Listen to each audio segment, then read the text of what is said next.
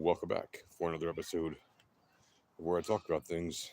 And in this particular episode, we'll be talking with you about the very unfortunate prospects that Israel is about to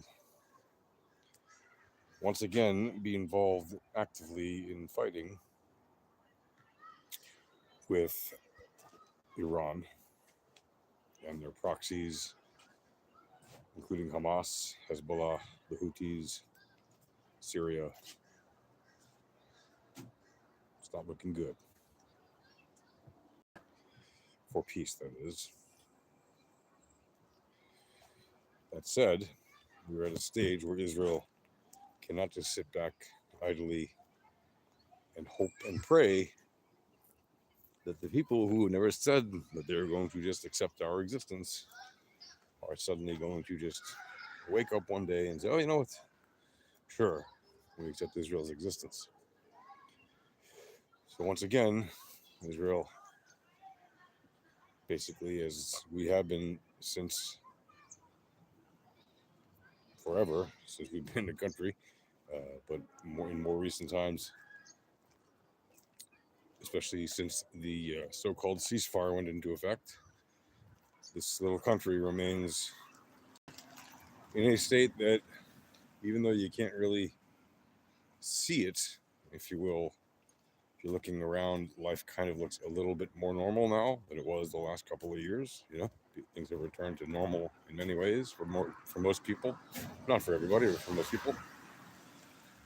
You can certainly sense, if you're Israeli and you know people in Israel and you are part of the system here in any way, you can sense that there's a lot of tension.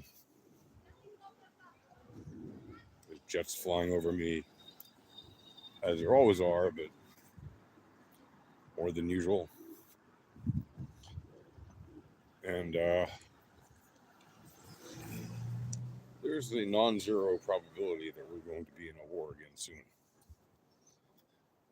Like, actively. We are in a war right now, with Gaza against the Hamas.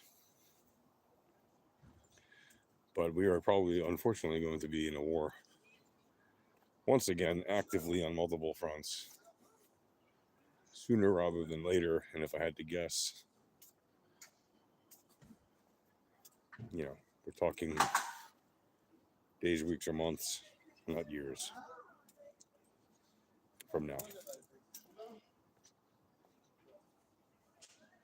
Now, is it possible that it could be averted? Yes, it is possible. There's even a non-zero probability that will happen.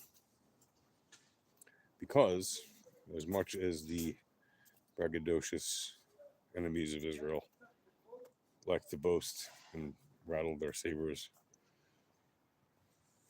they're still licking their wounds from the last couple of years. And as much as they're rebuilding, they are still very early in that stage, relatively. What are they rebuilding? Well, they're rebuilding their forces, obviously, and in many cases their leadership and their systems and their, structures, all that. And it's not something that they can just replace in a matter of weeks, necessarily. Even in Hezbollah territory up in Lebanon, where they're literally rebuilding weapons that they've lost. They're actively re-outfitting damaged arsenal, like no joke. Yeah. Even in that situation, it takes time to do that kind of thing, right? To re-enable old systems that were damaged. It takes time to restore an old missile. It takes time to restore hundreds of old missiles. It takes time to restore thousands of old missiles that have been dented And it takes a lot of time to rebuild or repurchase or acquire the many rocket launcher platforms that were damaged but not fully destroyed, and many that were fully destroyed. On top of that, Iran itself is undergoing, some financial difficulties at the moment with its electricity and power, but that doesn't mean they don't have enough resources to allocate to fighting some wars by proxy and to rebuilding and rearming themselves for the aggression that they want to throw at Israel. We know that they're doing exactly that. Like literally, we see them doing that. So when people say, "Oh, the war is over," you're ignoring the tension that exists not just below the surface, but right on it, and is ever present and is increasing.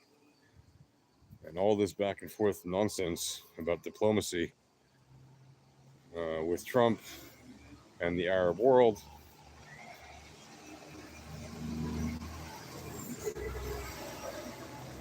Some heavy machinery going by.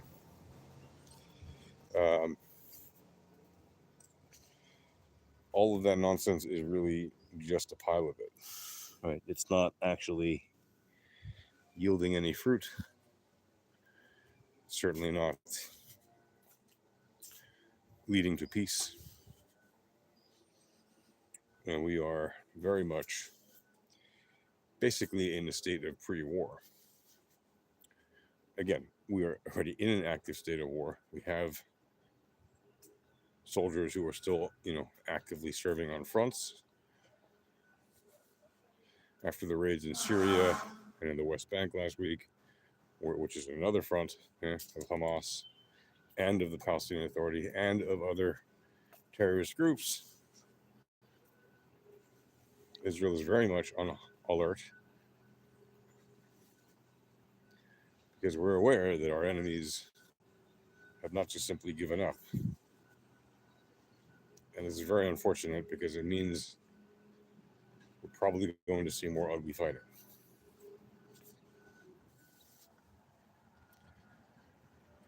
And it's something that would have been radically different. Well, there are no what ifs that matter in the sense of what might have been if something different would have happened. However, I will say, if between now and the future, at some point in the future, the Islamic Republic of Iran would be no longer, and the people of Iran would be once again in charge of their own freedom and select peaceful leadership, this entire region would be vastly different. It would be much more difficult for it would be much more difficult for the various terror groups that I just mentioned to operate without the support of Iran. Yes, they could still operate without the support of Iran, but it would be much more difficult. And if Iran were no longer to be a radical, well, they're not radical, but an extremely violent Muslim country who are literalists, they're not radicals. Yeah? That's why I say they're not radical. And then Saudi Arabia could possibly have every reason to make peace with Israel. And that would kind of possibly, maybe, very slim chance, but possibly put a bookend on this ugly chapter of history. And the Arab world could finally be, and the Muslim world could finally be at peace with Israel. And Israel could be at peace with them, and we could all be living along in a wonderful, much better world, free of violent political terrorism and all that kind of crap. So, here's hoping it gets better, but realistically, we know what's what. That's it for now, folks. I'll catch you later. Wish you well, and I'll be back shortly to go over more details of what is going on. Till then, shalom. Peace.